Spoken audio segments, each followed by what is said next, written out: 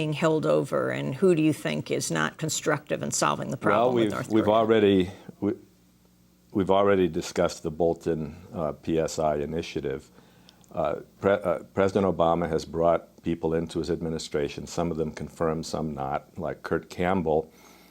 People in the 1990s who weren't concerned with our specific problems with North Korea that go back 64 years, but were overwhelmingly concerned with nonproliferation and saw North Korea entirely through the lenses of nonproliferation.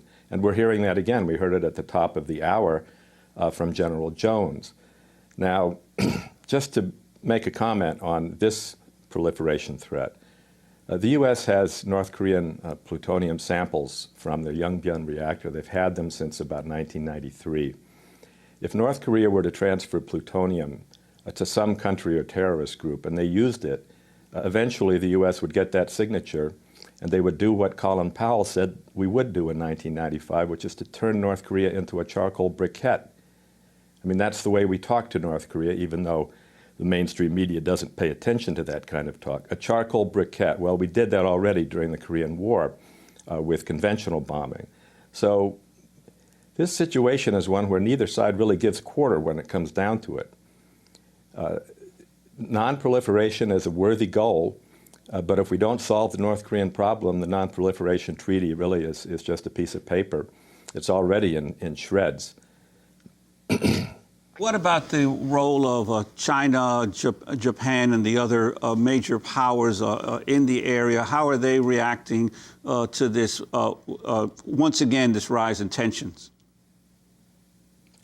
Well, Russia doesn't really count, neither does Japan, although Japan makes things very difficult by focusing on 8 or 9 people that the North Koreans allegedly abducted and can't produce for the Japanese. The Japanese seem to think 8 people are more important than finding a solution to North Korea's atomic bomb. South Korea has become a huge obstacle to dealing with the North, and the North absolutely hates the current president, which is a new situation and, again, a very unfortunate one. This is really now, and has been really since 2006, a situation where the major players are the United States, North Korea, and China. China wants to preserve a friendly regime on its border. It's not going to take actions that will lead to severe stress on North Korea. On the other hand, it certainly doesn't want North Korea testing nuclear weapons when its great fear is that Japan will go nuclear, and Japan could go nuclear overnight.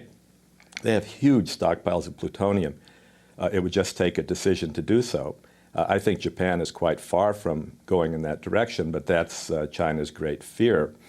And it could then cascade through South Korea and Taiwan, getting nuclear weapons. So this is a very dangerous proliferation threat. But the context, going back to the Korean War for North Korea, is that we have targeted North Korea with nuclear weapons since 1950. We are the only power to put nuclear weapons into the Korean Peninsula from 1958 to 91. And when you look back at Don Rumsfeld's antics in 2003 when he thought he had won the Iraq War around May or June of 2003, he was asking Congress for new bunker-busting nuclear weapons to go after Kim Jong-il and the North Korean leadership. There's an article in the New York Times where someone in the Pentagon, I think it was Rumsfeld, but it was anonymous, is quoted saying, if I'm Kim Jong-il, I'm running around wondering, what's likely to hit me next. Is this any way to run a foreign policy, to threaten to decapitate the leadership of a country that we're technically at war with? But with nuclear weapons? So this is the real situation. And if I or you were in North Korea, uppermost in our mind would be American nuclear weapons. I think the ultimate way to solve this is to actually implement the Non-Proliferation Treaty by the major nuclear powers drawing down their nuclear weapons eventually and hopefully to zero. In the meantime, it's just an unequal treaty where we get to have nuclear weapons, but other countries don't. Bruce Cumings, the 2 American journalists who are now being held in North Korea for nearly 2 months, supposedly the North Korean government says they'll put them on trial in June. Laura Ling and Yuna Lee, who work for Al Gore's network Current. Why are they being held? Do you know their story?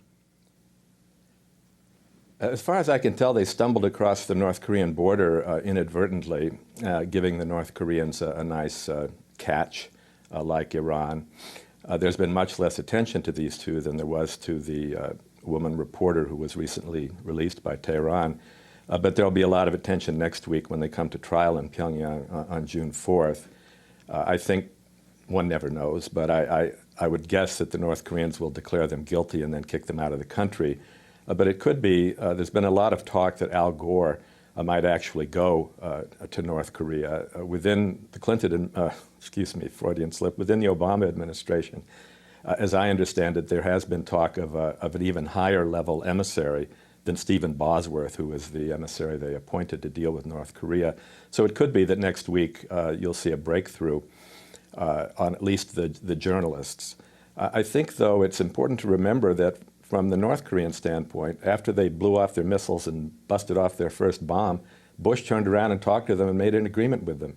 And they may well think this is the way to get Washington's attention and get another agreement.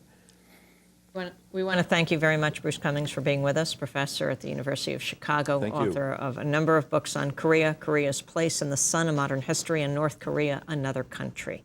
This is Democracy Now!, democracynow.org, The War and Peace Report. When we come back, we look at West Virginia and coal mining, the United States of Appalachia. Stay with us.